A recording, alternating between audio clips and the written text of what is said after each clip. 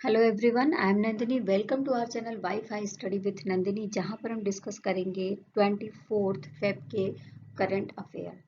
देखिए, आज का जो हमारा सेशन है उसमें हमें कुछ एमओयू मिलेंगे जिस पर सिग्नेचर हुए हैं। साथ में ही गवर्नमेंट की कुछ स्कीम है जिसके ऊपर चर्चा करेंगे, और साथ में ही कुछ गेम्स हुए हैं उनके विजेताओं के बारे में बात करेंगे। तो आइए हम स्टार्ट करते हैं और देखते हैं क्या है हमारे पास खास। फर्स्ट हम बात कर लेते हैं सेंट्रल एक्साइज डे 2023 के बारे में। हर साल 24 फरवरी को केंद्रीय अप्रत्यक्ष कर व सीमा शुल्क बोर्ड के द्वारा यानी सीबीआईसी के द्वारा देश भर में ये दिवस मनाया जाता है, जिसका उद्देश्य होता है कि किस तरीके से लोगों को केंद्रीय उत्पाद और सीमा शुल्क के बारे में लोगों को जागरूक किया जाए। और इस दिन बोर्ड के द्वारा बहुत सारे अभियान चलाए जाते हैं जागरूकता को बढ़ाने के लिए। अगर हम इसके इतिहास के बारे में बात करें तो सबसे पहले 1855 में उत्पाद शुल्क विभाग की स्थापना करी गई थी, और सीबीआईसी की जो स्थापना है वो 1 जनवरी 1964 को हुई थी। इसके जो वर्तमान में अध्यक्ष हैं वो कौन है, तो श्री विवेक जोहरी जी हैं, और इसका मुख्यालय आपको नई दिल्ली में मिलेगा। नेक्स्ट हम बात करेंगे संयुक्त अरब अमीरात के रक्षा एक्सपो के बारे में, जो 20 से 24 फरवरी के बीच में ऑर्गेनाइज करा गया था। जिसका जो मेन फोकस था वो किसके ऊपर था, तो बात कर लेते हैं। फोकस था ड्रोन के ऊपर, रोबोटिक्स, साइबर सुरक्षा प्लेटफॉर्म, समुद्री सुरक्षा, वायु रक्षा प्रणाली और सुरक्षित संचार के ऊपर फोकस था।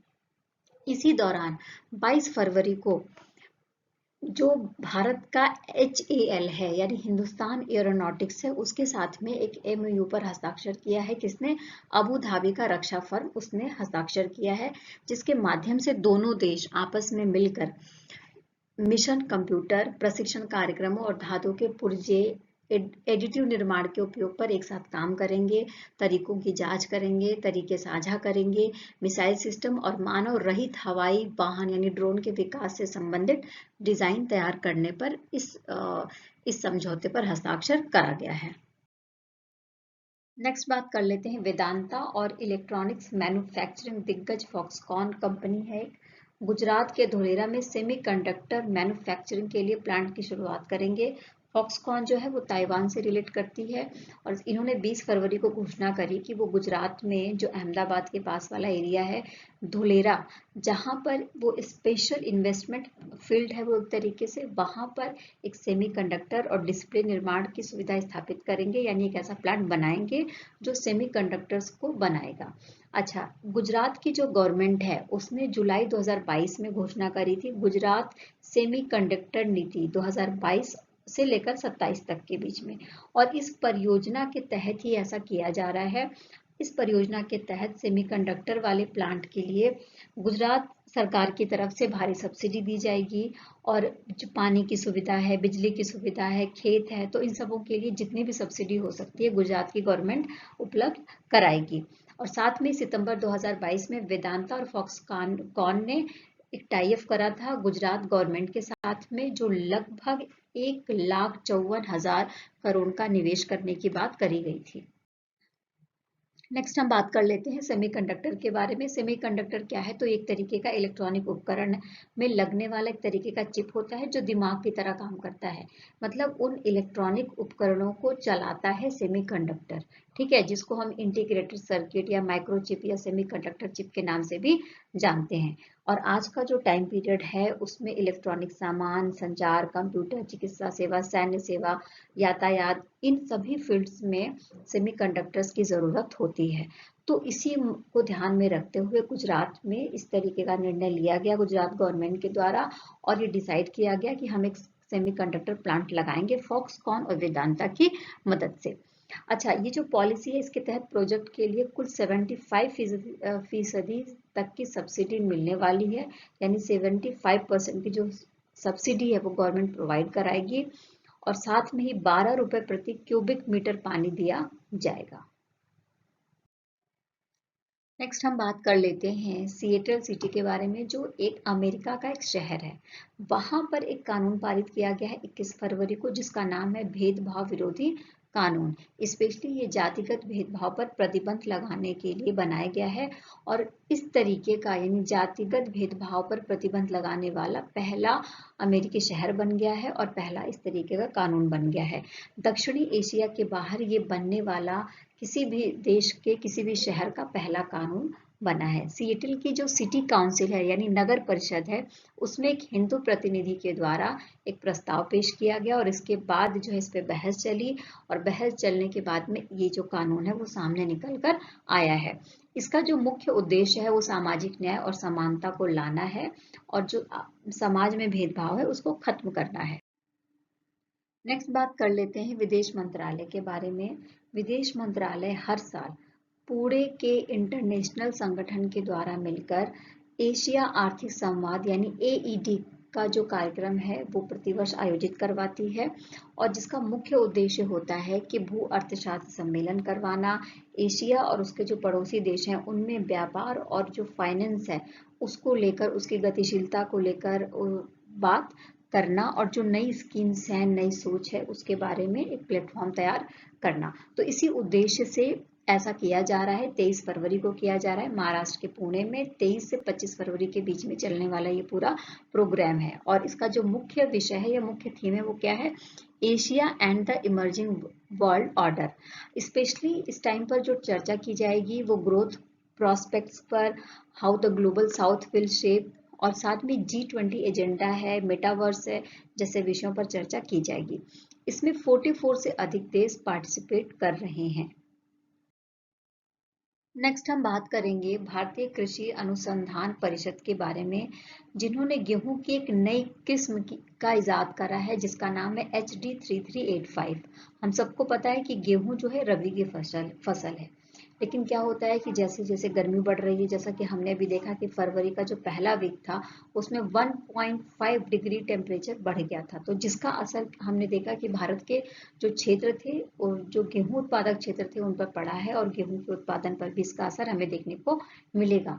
तो ये जो HD 3385 है वो इस तरीके का एक किस्म है गेहूं का जो गर्मी को बर्दाश्त कर सकता है, मौसम के अनुकूल अपने आप को ढाल सकता है, इसकी जो बुआई जल्दी हो सकती है और साथ में ही जो मार्च का महीना है जैसे ही वो समाप्त होगा उसको काटा जा सकता है ना। तो इस तरीके का ये किस्म है जिससे गेहूं की पैदावार बढ़ेगी। भारतीय कृषि अनुसंधान परिषद के बारे में अगर हम बात करें तो इसकी स्थापना 1929 को हुई थी और इसका जो मुख्यालय है वो नई दिल्ली में है। इसके जो अध्यक्ष होते हैं वो भारत के जो कृषि मंत्री होते हैं वो होते हैं। जैसे इस समय नरेंद्र सिंह तोमर हैं तो वो जो है भारतीय कृषि अनुसंधान परिषद के अध्यक्ष होंगे। अच्छा, दुनिया का सबसे बड़ा कृषि अनुसंधान और शिक्षा संस्थानों में एक बहुत बड़ा तंत्र है भारतीय कृषि अनुसंधान परिषद, जिसको पहले जो इसका नाम था क्या था, imperial council of agricultural research से जाना जाता था इसे, और अब इसका नाम हो गया है भारतीय कृषि अनुसंधान परिषद। नेक्स्ट हम बात करेंगे 22 फरवरी को क्या हुआ है। जो आप देख सकते हैं कि यहाँ पर भाजपा के अध्यक्ष हैं जिनका नाम है JP नड्डा, तो इन्होंने एक बुक रिलीज करी, एक बुक का विमोचन करा। उस बुक का नाम क्या है?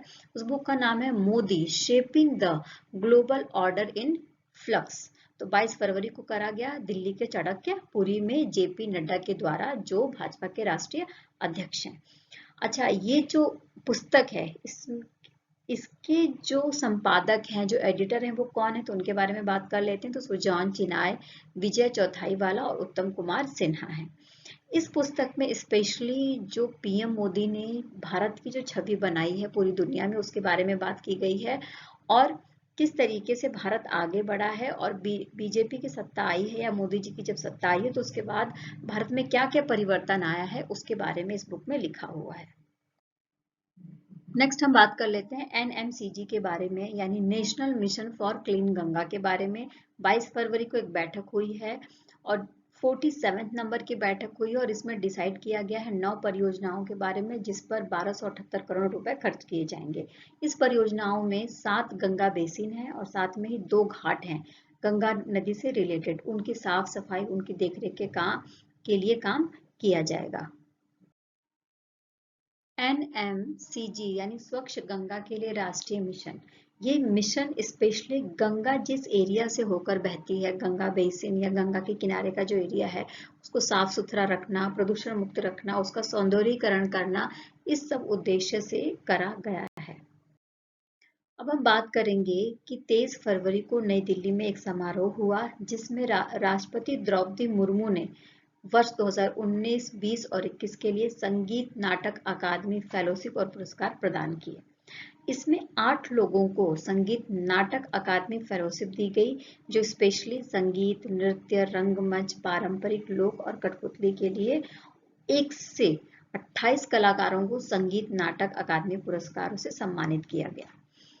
अगर हम फेलोशिप के बारे में बात करते हैं तो जो है अकादमी का फेलोशिप के लिए 3 लाख रुपए और अकादमी पुरस्कारों के लिए 1 लाख रुपए, साथ में एक तामपत्र और अंग वस्त्रम भी दिया जाता है। अच्छा, ये जो कलाकार हैं वो राष्ट्रीय स्तर पर, अंतर्राष्ट्रीय स्तर पर भारत की संस्कृति, भारत की सांस्कृतिक विरासत की प्रस्तुति करते हैं। इस उद्देश्य से ये पुरस्कार दिए जाते हैं। जो संगीत नाटक अकादमी है उसकी स्थापना 1952 में भारत सरकार के शिक्षा मंत्रालय के द्वारा करा गया था। अच्छा, संगीत, नृत्य और नाटक को बढ़ाने के लिए, इसके विविध रूप को संरक्षित करने के लिए एक तरीके की योजना है। अकादमी का जो अध्यक्ष होता है उसकी नियुक्ति राष्ट्रपति के द्वारा की जाती है, 5 वर्ष की अवधि के लिए की जाती है। और इसके जो अध्यक्ष हैं, या इसके जो पहले अध्यक्ष थे वो कौन थे, तो डॉक्टर PV राज मन्नार थे। नेक्स्ट बात कर लेते हैं झारखंड के बोकारो के बारे में, जहां पर एक सरकारी पोल्ट्री फार्म है और वहां के जब नमूने चेक हुए हैं तो वहां पर एवियन इन्फ्लुएंजा यानी H5N1 की पुष्टि हुई है। और इसकी जो पुष्टि करने वाला संस्थान कौन है, राष्ट्रीय उच्च सुरक्षा पशु संस्थान भोपाल के द्वारा इसकी पुष्टि करी गई है। स्पेशली जो चिकन था उसमें प्रोटीन से वो भरपूर था और उसकी जो नस्ल है जिसका नाम है कड़कनाथ, उसमें जो है H5N1 जो वेरिएंट है उसकी मौजूदगी की पुष्टि करी गई है। अच्छा, इसके पहले जो एवियन इन्फ्लुएंजा है वो कब पाया गया था, तो 2019 में पाया गया था झारखंड के गोड्डा जिले में। अगर हम इसके जोन के बारे में बात करते हैं तो जो 1 किलोमीटर वाला एरिया होता है वो बिल्कुल सेंसिटिव जोन होता है और लगभग 10 किलोमीटर वाला जो एरिया होता है वो सर्विलांस जोन के नाम से जाना जाता है। रक्षा मंत्रालय ने अपनी एक टीम वहां पर भेज दी है, केंद्रीय टीम भेज दी है जांच के लिए। एवियन इन्फ्लुएंजा के बारे में अगर हम बात करते हैं तो स्पेशली ये एक तरीके की जानलेवा बीमारी है जो स्पेशली पक्षियों में पाई जाती है, मुर्गी, टर्की, बटेर, गिनी फाउल। और इन पक्षियों का जो सेवन करते हैं तो सेवन करने से ये पक्षियों से पक्षियों में, जानवरों में और मानव में भी जा सकती है। RBI के गवर्नर कौन है, शक्तिकांत दास हैं। और साथ में ही सिंगापुर के मौद्रिक प्राधिकरण के प्रबंध निदेशक हैं रवि मेनन। इन्होंने क्या किया, भीम SBI पे ऐप का प्रयोग किया और इसके माध्यम से इन्होंने लाइव पैसे का ट्रांसफर एक देश से दूसरे देश में करा है। अच्छा, इसके साथ में जो आम जनता है सिंगापुर की और भारत की, उनके बीच में भी रजिस्टर्ड मोबाइल नंबर और रजिस्टर्ड UPI ID के माध्यम से पैसे का हस्तांतरण हो पाएगा एक देश से दूसरे देश में। देखिए, उन्नत मध्यम लड़ाकू विमान कार्यक्रम के लिए भारत इलेक्ट्रॉनिक्स यानी ADA और DRDO के बीच में समझौता हुआ है। ये समझौता 13 से 17 फरवरी के बीच में जब एयर इंडिया शो चल रहा था 2023 उसके दौरान ही हो गया है, जिसका उद्देश्य है कि उन्नत और मध्यम लड़ाकू विमान बनाए जाए, उनका उपयोग किया जाए और ज़्यादा से ज़्यादा उनकी डिज़ाइन का विकास, योग्यता, उत्पादन और आपूर्ति में एक दूसरे के साथ मिलकर सहयोग किया जाए जो भारतीय वायुसेना के काम आएगी। एरोनॉटिकल डेवलपमेंट एजेंसी की स्थापना रक्षा अनुसंधान और विकास विभाग के द्वारा रक्षा मंत्रालय के तहत करा गया था 1984 में। और इसका उद्देश्य है हल्के लड़ाकू विमान बनाना वायुसेना के लिए। और इसका जो मुख्यालय है वो कहाँ पर है, वो बेंगलोर में है। भारत के नए ड्रग कंट्रोलर जनरल के रूप में नियुक्त किए गए हैं राजीव सिंह रघुवंशी, जिनका जो कार्यकाल है वो 28 फरवरी 2025 तक चलेगा। नेक्स्ट बात कर लेते हैं दिल्ली मेट्रो रेल कॉरपोरेशन यानी DMRC के बारे में, जो क्या कर रही है, जिसने एक मूवमेंट 2.0 नाम से एक ऐप लॉन्च करा है, जिसके माध्यम से जो यात्री हैं वो सफ़र के दौरान अपने मेट्रो कार्ड को रिचार्ज कराने के साथ साथ में ऑनलाइन शॉपिंग भी कर सकते हैं, और जो भी ऑनलाइन वो शॉपिंग करेंगे मेट्रो स्टेशन से वो पिकअप करते हुए आगे की यात्रा कर सकते हैं। नेक्स्ट हम बात कर लेते हैं 80 नंबर के ग्रैंड मास्टर बने हैं कौन, विघ्नेश NR, और इसके पहले इनके भाई थे विशाख NR, वो 59th नंबर के बने थे ग्रैंड मास्टर। यानी ये भारत के पहले ऐसे दो भाई हैं जो ग्रैंड मास्टर का खिताब अपने नाम कराए हैं। शतरंज खिलाड़ी विघ्नेश ने जर्मनी के IM इल्जा स्नाइडर को हराकर भारत के 80 नंबर के ग्रैंड मास्टर बने हैं। नेक्स्ट बात कर लेते हैं तिलोत्तमा सेन के बारे में, जिन्होंने महिलाओं की एयर राइफल में कांस्य पदक जीता है। 10 मीटर एयर राइफल में इन्होंने ये कांस्य पदक जीता है। अच्छा, ये जो वर्ल्ड कप है ISS विश्व कप 2023, ये आयोजित हो रहा है कहाँ पर, मिस्र के काहिरा में, और ये कितने नंबर का एडिशन है, तो ये 37 नंबर का एडिशन है। इसी में ही तिलोत्तमा सेन ने कांस्य पदक जीता है 10 मीटर एयर राइफल में। अच्छा, जो अभी IISF वर्ल्ड कप चल रहा है, इसमें एक और नाम उभर कर सामने आया है, वो किसका नाम है, ऐश्वर्या प्रताप सिंह तोमर का नाम है, जिन्होंने पुरुष वर्ग में 50 मीटर राइफल 3 पोजीशन प्रतियोगिता में स्वर्ण पदक जीता है। 22 फरवरी को काहिरा में ISSF विश्व कप में पुरुषों की व्यक्तिगत 50 मीटर राइफल 3 पोजीशन की प्रतियोगिता में स्वर्ण पदक जीतने वाले व्यक्ति कौन बन गए हैं, तो ऐश्वर्या प्रताप सिंह तोमर बन गए हैं। नेक्स्ट बात करेंगे केरला हाईकोर्ट के बारे में, जिसने पहली बार अपना जो डिसीजन है वो रीजनल लैंग्वेज में प्रकाशित करा है। जस्टिस कौन है यहाँ के चीफ जस्टिस, तो S मणिकुमार है, और जस्टिस साजी P चाली हैं। इनके पीठ के द्वारा निर्णय लिया गया था और जिसको मलयालम में प्रकाशित करा गया है हाईकोर्ट की वेबसाइट पर। तो इस तरीके से जो केरला हाईकोर्ट है ये पूरे देश का ऐसा पहला हाईकोर्ट बन गया है जिसने अपनी रीजनल लैंग्वेज यानी मलयालम में फैसले को प्रकाशित करा है।